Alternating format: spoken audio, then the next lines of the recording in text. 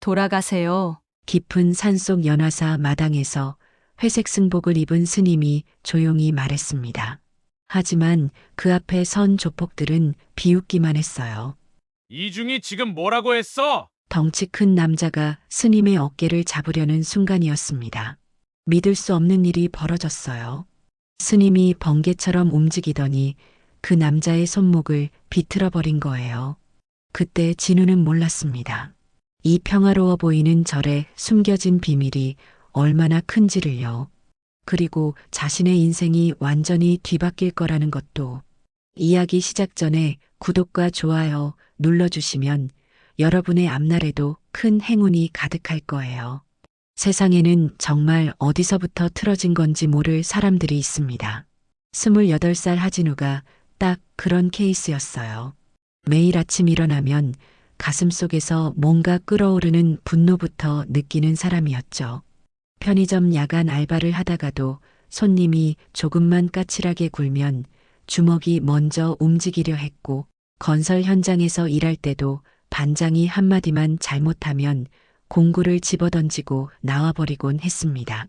그래서 어떤 일자리도 오래 못 갔어요. 하진우에게는 늘 따라다니는 질문이 하나 있었어요. 왜 나만 이렇게 살아야 하지? 어릴 때 어머니는 어느 날 갑자기 사라졌습니다. 아무 말도 없이요. 아버지가 누군지도 몰랐죠. 친척들 사이를 전전하다가 결국 고등학교도 겨우 졸업하고 혼자 살기 시작했어요. 그런데 이번엔 정말 큰일이 터졌습니다. 친구 보증을 잘못 써서 사채업체에 3천만 원이라는 빚을 지게 된 거예요. 매일 전화가 걸려오고 집 앞에서 기다리는 사람들이 생겼죠. 진우는 더 이상 버틸 수가 없었습니다. 젠장, 이렇게 살다가 죽는 건가. 그날 밤 진우는 가방 하나만 들고 집을 나섰어요. 지하철을 타고 버스를 갈아타고 산으로 들어갔습니다. 어디든 상관없었어요. 그냥 아무도 찾을 수 없는 곳으로 가고 싶었을 뿐이었죠. 깊은 산길을 1시간쯤 걸었을까요? 갑자기 앞에 낡은 나무 간판이 보였어요. 연화사라고 적혀 있었습니다. 절이었어요.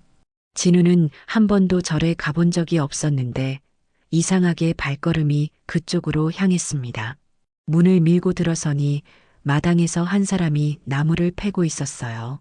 40대 중반쯤 되어 보이는 단정한 인상의 여성 스님이었습니다. 평범해 보이면서도 뭔가 다른 느낌이 있었죠. 진우가 다가가자 스님이 도끼질을 멈추고 고개를 들었어요. 어디서 오셨나요? 목소리가 참 차분했습니다. 진우는 뭐라고 대답해야 할지 몰랐어요. 그냥 길을 잃었습니다. 스님은 진우를 한참 바라보더니 빙긋 웃었어요. 길을 잃으셨다고요? 그럼 찾을 때까지 여기서 며칠 묵어 가시죠. 진우는 깜짝 놀랐습니다. 처음 보는 사람한테 이렇게 쉽게 말하는 스님이 있을까요? 의심스러웠지만 갈 곳도 없었고 무엇보다 이상하게 마음이 편해지는 느낌이었어요. 정말 괜찮습니까? 물론이죠. 명선 스님이라고 합니다. 당신은요? 하진우입니다. 그렇게 진우는 생전 처음으로 절이라는 곳에 발을 들여놓게 되었습니다. 그때는 몰랐어요. 이 만남이 자신의 인생을 완전히 바꿔놓을 거라는 걸요. 절에서의 첫날 밤, 진우는 잠을 이룰 수가 없었습니다. 딱딱한 방바닥에 누워서 천장만 바라보고 있었어요. 평생 이런 곳에서 자본 적이 없었거든요. 고요함이 너무 어색했죠. 도시에서는 항상 차 소리, 사람들 소리가 들렸는데 여기는 정말 조용했어요. 새벽 5시 목탁 소리에 잠이 깼습니다. 명선 스님이 법당에서 예불을 드리고 있었어요. 진우는 문틈으로 살짝 들여다봤죠. 스님의 모습이 참 평온해 보였습니다. 뭔가 다른 세상 사람 같았어요. 일어나셨군요. 예불이 끝나고 나온 명선 스님이 진우에게 말했습니다. 잠이 안 왔습니다. 그럴 수 있어요. 처음이니까요. 밥 먹고 나서 할 일을 좀 도와주시겠어요? 진우는 내심 반발심이 생겼어요. 공짜로 재워주는 것도 아니고 일까지 시키나? 하지만 갈 곳도 없으니 어쩔 수 없었죠. 아침 공양은 정말 간단했습니다. 흰밥에 된장국, 김치 몇 가지 반찬이 전부였어요. 그런데 이상하게 맛있었습니다. 진우는 평소에 편의점 도시락이나 라면으로 대충 때우곤 했는데 이렇게 정성스럽게 차린 밥상을 받아본 게 언제였는지 기억도 안 났어요. 맛있습니까? 명선 스님이 물었습니다. 네, 맛있습니다. 다행이네요. 제가 직접 기른 채소들이거든요. 식사 후에 명선 스님은 진우에게 빗자루를 건네주었어요. 마당 좀 쓸어주시겠어요? 저는 장작을 좀 패야 해서요. 진우는 마지못해 빗자루를 받았습니다. 처음엔 대충대충 쓸었어요. 하지만 1시간쯤 지나니까 묘한 기분이 들었죠. 마음이 차분해지는 느낌이었어요. 낙엽을 쓸어 모으고 돌멩이를 치우고 단순한 일이었지만 생각이 많이 정리되는 것 같았습니다. 점심 후에는 명선 스님이 차를 끓여주었어요. 둘이 마당 평상에 앉아서 조용히 차를 마셨죠. 진우 씨는 왜 여기까지 오게 되었나요? 스님의 질문에 진우는 잠깐 망설였습니다. 솔직히 말해야 할까요? 빚 때문입니다. 사채업체한테 쫓기고 있어요. 그렇군요. 힘드셨겠어요. 명선 스님은 비난하지도 않고 자세히 묻지도 않았어요. 그냥 담담하게 받아들였죠. 진우는 의외였습니다. 보통 사람들은 사채 얘기만 나와도 눈빛부터 달라지는데 여기서 며칠 더 쉬세요. 마음이 좀 정리될 때까지요. 그날 저녁 진우는 명선 스님이 명상하는 모습을 봤어요. 법당에서 가부좌를 틀고 앉아서 1시간 넘게 움직이지 않았죠. 얼굴이 정말 평화로워 보였습니다. 저런 게 가능한 건가? 진우는 궁금해졌어요. 자신은 가만히 앉아있기만 해도 마음이 들끓었는데 저렇게 고요할 수 있다는 게 신기했죠. 사흘째 되던 날 진우는 스님에게 물어봤습니다. 스님은 왜 이렇게 마음이 편하신 거예요? 저는 항상 화가 나 있거든요. 명선 스님이 잠깐 생각하더니 말했어요. 다친 마음은 시간이 아니라 사람으로 치유됩니다. 진우 씨도 그럴 거예요. 그 말이 진우 가슴에 깊이 박혔습니다. 지금까지 아무도 자신의 마음이 다쳤다고 말해준 사람이 없었거든요. 모두들 그냥 성격이 나쁘다, 참을성이 없다고만 했는데 이상했어요. 연화사에 온 지 며칠 안 됐는데 가슴속에서 끓어오르던 분노가 조금씩 가라앉는 것 같았습니다. 일주일이 지나면서 진우는 절 생활에 완전히 적응했습니다. 아침에 일어나서 마당을 쓸고 장작을 패고 텃밭일을 도왔죠. 단순한 일들이었지만 마음이 차분해졌어요. 그런데 명선 스님은 진우를 더 자세히 관찰하고 있었습니다. 어느 날 저녁 스님이 진우에게 말했어요. 진우 씨, 잠깐 나와 보시겠어요? 마당으로 나온 진우를 보며 명선 스님이 물었습니다. 아직도 화가 가득 차 있군요. 갑작스러운 질문에 진우는 당황했어요. 무슨 말씀이신지 눈빛을 보면 알아요. 누군가를 원망하고 있고 세상이 불공평하다고 생각하고 있죠. 명선 스님의 말이 전곡을 찔렀습니다. 진우는 아무 말도 할 수 없었어요. 강해지고 싶습니까? 네. 진짜 강한 사람이 되고 싶냐고 물어본 겁니다. 진우는 고개를 끄덕였어요. 물론 강해지고 싶었죠. 평생 약하게 살아왔으니까요. 그럼 마음부터 다스려야 합니다. 주먹이 강한 건 진짜 강함이 아니에요. 그날부터 명선 스님은 진우에게 이상한 것들을 가르치기 시작했습니다. 먼저 명상이었어요. 가부좌를 틀고 앉아서 호흡에만 집중하라고 했죠. 이게 무슨 도움이 됩니까? 진우는 불만이었어요. 강해지고 싶다고 했더니 그냥 앉아만 있으라니. 참을성부터 기르는 겁니다. 화가 나면 바로 주먹부터 나가는 사람이 어떻게 강해지겠어요? 명선 스님의 말에 진우는 할 말이 없었습니다. 정말 자신이 그런 사람이었거든요. 처음엔 10분도 못 앉아 있었어요. 다리도 아프고 잡념만 가득했죠. 하지만 스님은 포기하지 말라고 계속 격려해 주었습니다. 마음이 편해질 때까지 기다려보세요. 억지로 비우려 하지 말고요. 한 달쯤 지나니까 조금씩 달라졌어요. 30분, 1시간. 점점 더 오래 앉아 있을 수 있게 되었죠. 그리고 이상한 일이 일어났습니다. 예전 같으면 화가 났을 일들에도 덜 화가 나는 거예요. 명상과 함께 스님은 진우에게 기본적인 무술 동작도 가르쳐 주었습니다. 태권도나 합기도 같은 건 아니었어요. 뭔가 더 실용적이고 효율적인 동작들이었죠. 이게 무슨 무술이에요? 적을 제압하는 기술이죠. 명선 스님의 과거가 궁금했지만 진우는 자세히 묻지 않았어요. 스님도 별로 말하고 싶어 하지 않는 것 같았거든요. 동작을 익히면서 진우는 깨달았습니다. 이건 그냥 힘으로 하는 게 아니었어요. 타이밍과 중심이 중요했죠. 마음이 급하면 동작도 흐트러지고 차분해야 정확한 기술이 나왔어요. 보세요. 명상하고 무술, 결국 같은 거예요. 마음을 다스리는 법을 배우는 거죠. 2달째 되던 어느 날, 진우는 스님에게 말했습니다. 스님, 감사합니다. 제가 이렇게 될 줄 몰랐어요. 뭐가 달라졌나요? 예전에는 맨날 화만 났는데, 요즘은 마음이 편해요. 이상해요. 명선 스님이 빙긋 웃었어요. 당연한 거예요. 원래 진우 씨는 착한 사람이었을 겁니다. 그냥 다친 마음을 제대로 치료받지 못했을 뿐이죠. 그 말을 들으니까 진우 눈에 눈물이 고였어요. 평생 처음으로 누군가가 자신을 착한 사람이라고 말해준 거였거든요. 스님은 정말 다른 분이세요. 저도 예전엔 진우 씨 같았어요. 화만 가득한 사람이었죠. 진우는 스님이 더 궁금해졌습니다. 대체 어떤 과거를 가진 사람일까요? 하지만 지금은 그런 게 중요하지 않았어요. 중요한 건 이 사람이 자신을 진심으로 도와주고 있다는 것, 그리고 자신이 조금씩 변하고 있다는 거였죠. 진우는 처음으로 진짜 강함이 뭔지 알 것 같았습니다. 주먹이 센 게 아니라 마음을 다스릴 수 있는 게 진짜 강함이었어요. 평화로운 일상이 계속될 거라고 생각했는데 그게 아니었습니다.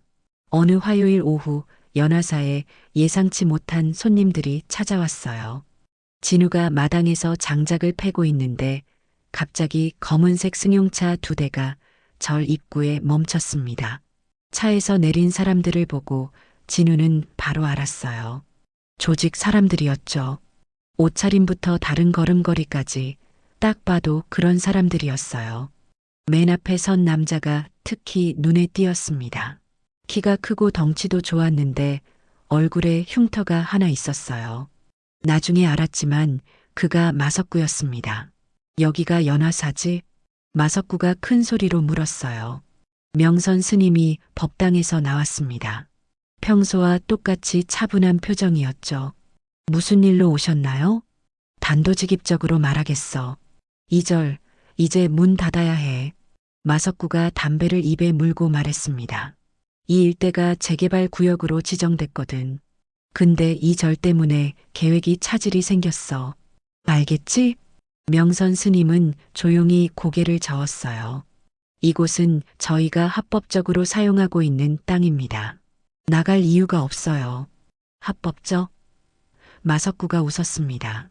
스님, 세상이 그렇게 호락호락하지 않아. 법보다 주먹이 가까운 세상이거든. 조직원들이 스님을 둘러쌌어요. 진우는 긴장했습니다. 싸움이 날 것 같았거든요. 어떻게 해야 할까요? 스님을 도와야 하나? 한 달 안에 나가지 않으면 우리가 직접 밀어버릴 거야. 알아들었지? 마석구가 협박하는 순간이었습니다. 명선 스님이 한 발짝 앞으로 나섰어요. 돌아가세요. 목소리는 여전히 차분했지만 뭔가 달랐어요. 공기가 갑자기 무거워진 느낌이었죠.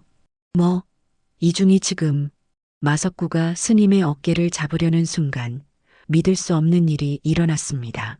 명선 스님이 번개처럼 움직였어요. 마석구의 손목을 잡더니 순식간에 비틀어 버렸죠. 아! 마석구가 비명을 지르며 무릎을 꿇었습니다. 다른 조직원들이 달려들었지만 스님의 상대가 되지 않았어요. 한 사람은 목을 눌러서 기절시키고 다른 한 사람은 다리를 걸어서 넘어뜨렸죠. 진우는 입을 다물 수가 없었습니다. 스님이 이렇게 강할 줄 몰랐거든요. 그것도 한 번에 5명을 제압하다니. 다시는 여기 오지 마세요. 명선 스님이 마석구를 내려다보며 말했어요. 목소리는 여전히 조용했지만 위압감이 장난이 아니었습니다. 조직원들이 황급히 물러나고 나서 진우는 스님에게 다가갔어요. 스님, 어떻게 그렇게 강하신 거예요? 명선 스님은 잠깐 망설이더니 진우에게 말했습니다. 저는 북한에서 태어났습니다. 진우가 깜짝 놀랐어요. 탈북자였다니. 특수부대에서 복무했어요. 10년 동안이요. 그러다가 한국으로 왔죠. 언제요? 15년 전이에요. 처음엔 정말 잘 살아보려고 했어요. 한국은 자유로운 나라라고 들었거든요. 스님의 목소리가 조금 쓸쓸해졌습니다. 하지만 현실은 달랐어요. 탈북자라는 이유로 무시당하고 사기당하고 심지어 성희롱까지 당했죠. 진우는 아무 말도 할 수 없었어요. 그래서 여기까지 왔습니다. 조용히 살고 싶어서요. 다시는 누구와도 싸우고 싶지 않았거든요. 그런데 오늘은 필요하면 싸워야죠. 특히 지켜야 할 것이 있을 때는요. 명선 스님이 진우를 바라봤어요. 진우 씨도 지금 제가 지켜야 할 사람 중 하나예요. 그 말에 진우 가슴이 뜨거워졌습니다.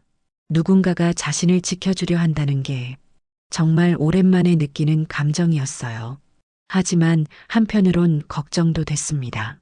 조직 사람들이 그냥 물러날까요?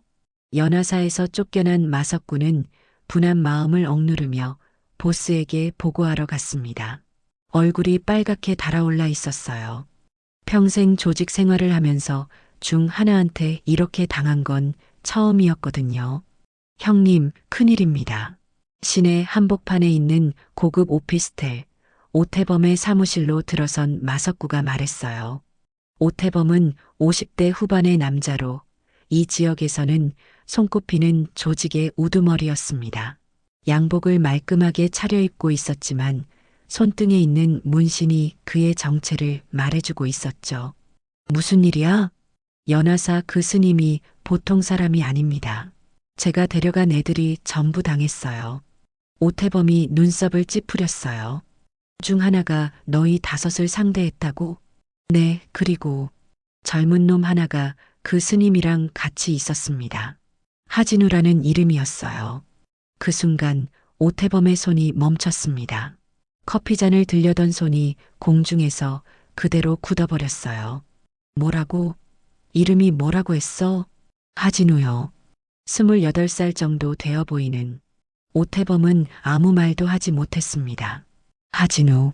그 이름을 들으니까 갑자기 머릿속이 복잡해졌어요. 석구야, 나가 있어. 네. 하지만 나가라고 했어. 마석구가 황급히 나가고 나서 오태범은 책상 서랍을 열었습니다. 맨 밑에 있는 작은 상자를 꺼냈어요. 그 안에는 낡은 은목걸이 하나가 들어 있었죠. 목걸이를 손에 들고 보니까 뒷면에 작은 글씨가 새겨져 있었습니다. 진우. 오태범의 손이 떨렸어요. 수련아. 그는 29년 전을 떠올렸습니다. 강수련이라는 여자와 사귀던 시절을요. 정말 사랑했던 여자였어요. 하지만 오태범이 조직 일에 깊이 빠져들면서 둘 사이는 멀어졌죠. 수련이 임신했다고 말했을 때 오태범은 기뻤습니다. 하지만 동시에 두려웠어요. 조직 생활을 하는 자신 때문에 아이와 여자가 위험해질까봐. 태범 씨, 나 떠날 거야. 수련이 마지막에 했던 말이 아직도 귀에 선명했어요. 이 아이는 내가 키울게. 당신은 신경 쓰지 마. 그리고 수련은 정말로 사라졌습니다. 아무 연락처도 남기지 않고요. 오태범은 미친 듯이 찾아다녔지만 결국 찾지 못했어요. 그때 수련이 남기고 간 게 이 목걸이였습니다. 태어날 아이를 위해 미리 준비한 거였죠. 진우라는 이름도 수련이 지은 거였고요. 하진우. 설마 그놈이 내 아들인가? 오태범은 계산해 봤어요. 시기적으로 맞았습니다. 28살이면 딱 맞는 나이였어요.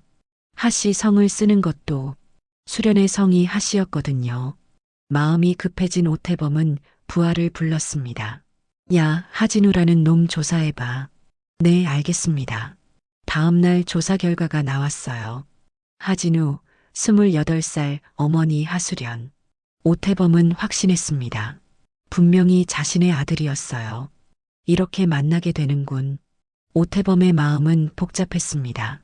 기쁨과 죄책감이 동시에 밀려왔어요. 29년 동안 아무것도 해주지 못한 아들. 그 아들이 사채업체에 쫓겨서 절까지 숨어들었다는 현실이 가슴 아팠죠. 형님, 어떻게 하시겠습니까? 부하가 물었습니다. 내가 직접 가겠어. 연화사로. 하지만 위험하지 않습니까? 괜찮아. 내 아들을 만나러 가는 거니까. 오태범은 결심했어요. 아들을 찾았으니 이제 제대로 된 아버지 역할을 해야겠다고요. 운명의 만남이 다가오고 있었습니다. 이틀 후, 진우가 혼자 장을 보러 내려간 날이었습니다.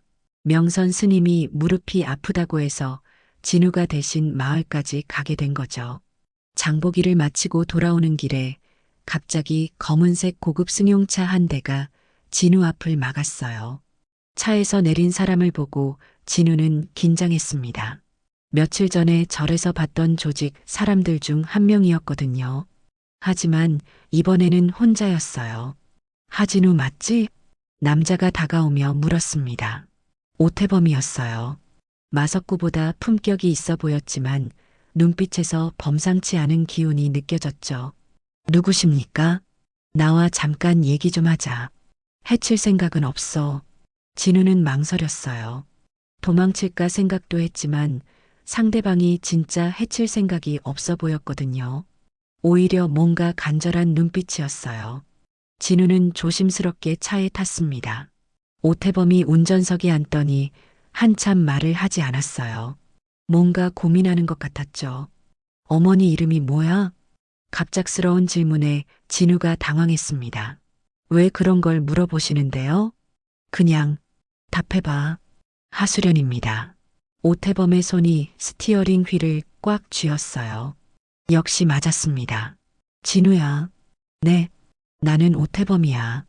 그리고 오태범이 주머니에서 은목걸이를 꺼냈어요. 진우가 그걸 보고 깜짝 놀랐습니다. 이게 어떻게 여기에? 네 어머니가 남기고 간 거야. 네가 태어나기 전에. 진우의 머릿속이 하얘졌어요. 너는 내가 29년 동안 찾던 내 아들이야. 세상이 무너지는 느낌이었습니다. 진우는 아무 말도 할 수 없었어요.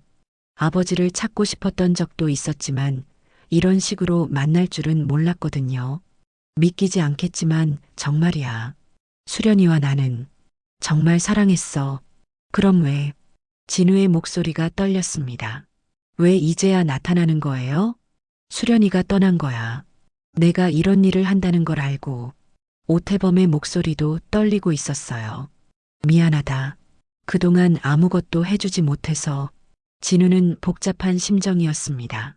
분노와 슬픔, 그리고 묘한 안도감이 동시에 밀려왔어요.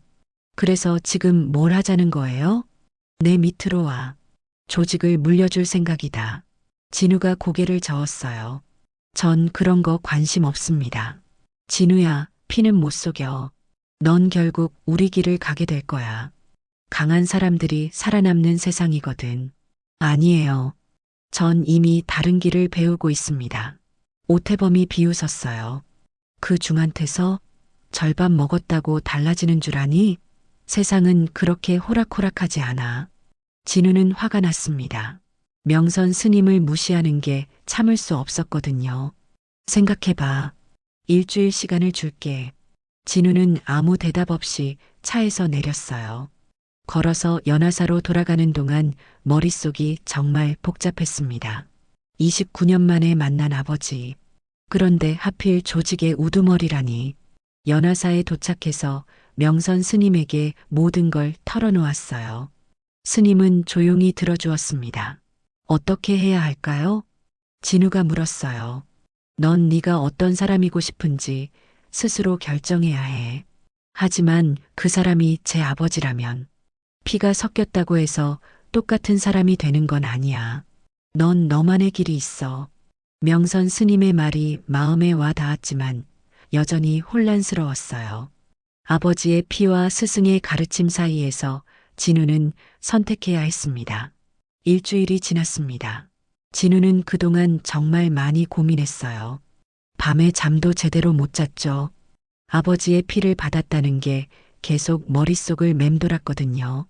정말 자신도 그런 길을 가게 될까요? 그런데 명선 스님은 달랐습니다. 진우가 고민하는 걸 알면서도 억지로 답을 정해주려 하지 않았어요. 그냥 곁에서 지켜봐 주었죠. 바로 그때였습니다. 절 입구에서 차 소리가 들렸어요. 이번엔 차가 한 대가 아니었습니다. 서너 대나 되었죠. 진우와 명선 스님이 마당으로 나가보니 오태범이 조직원 10명 정도를 데리고 왔습니다.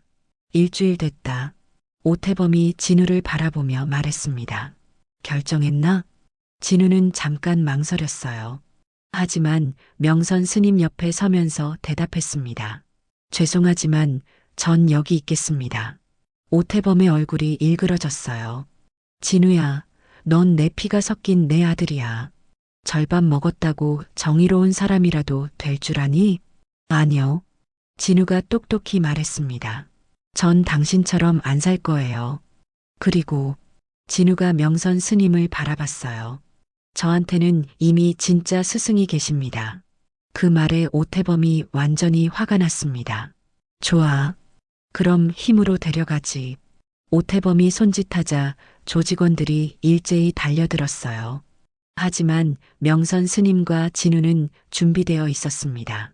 지난 몇 달 동안 배운 모든 기술이 자연스럽게 나왔습니다. 예전처럼 화가 나서 덤비는 게 아니라 정말 지켜야 할 것을 위해 싸우고 있다는 확신이 있었어요. 명선 스님의 움직임은 정말 대단했습니다. 조직원 서너 명을 동시에 상대하면서도 여유가 있었어요. 진우도 2명을 상대하고 있었는데 신기하게 전혀 힘들지 않았습니다. 스님이 가르쳐준 대로 호흡을 조절하고 상대의 움직임을 읽으니까 충분히 막을 수 있었어요. 저렇게 싸울 줄 몰랐는데 오태범이 중얼거렸습니다. 자신의 아들이 이렇게 강할 줄 몰랐거든요. 그리고 그 스님과 완벽한 호흡을 맞추고 있다는 것도 놀라웠어요. 10분 정도 지나니까 조직원들이 모두 쓰러졌습니다. 이제 오태범과 진우만 남았어요. 정말 안 올 거야? 오태범이 마지막으로 물었습니다. 당신은 제 아버지가 아닙니다. 진우가 단호하게 말했어요. 피가 섞였다고 해서 다 부모가 되는 건 아니죠. 진우가 명선 스님을 바라봤습니다. 진짜 부모는 나를 올바른 길로 이끌어주는 사람입니다. 난 내가 선택한 사람들을 지킬 겁니다. 오태범이 주먹을 쥐고 달려들었어요. 하지만 진우는 침착했습니다. 스님이 가르쳐준 대로 상대의 힘을 이용해서 넘어뜨렸죠. 진우야. 바닥에 쓰러진 오태범이 말했어요. 정말 후회하지 않을 거야? 네. 후회하지 않습니다. 진우의 대답을 듣고 오태범은 더 이상 아무 말도 하지 않았어요. 조직원들을 데리고 조용히 떠났습니다. 싸움이 끝나고 나서 명선 스님이 진우에게 말했어요. 잘했어요. 정말 자랑스럽습니다. 진우는 처음으로 확신할 수 있었어요. 자신이 어떤 사람이 되고 싶은지, 어떤 길을 가야 하는지를요. 피가 아니라 마음으로 선택한 길이었습니다. 사건이 벌어진 지 사흘이 지났습니다. 연화사에는 다시 평화가 찾아왔어요.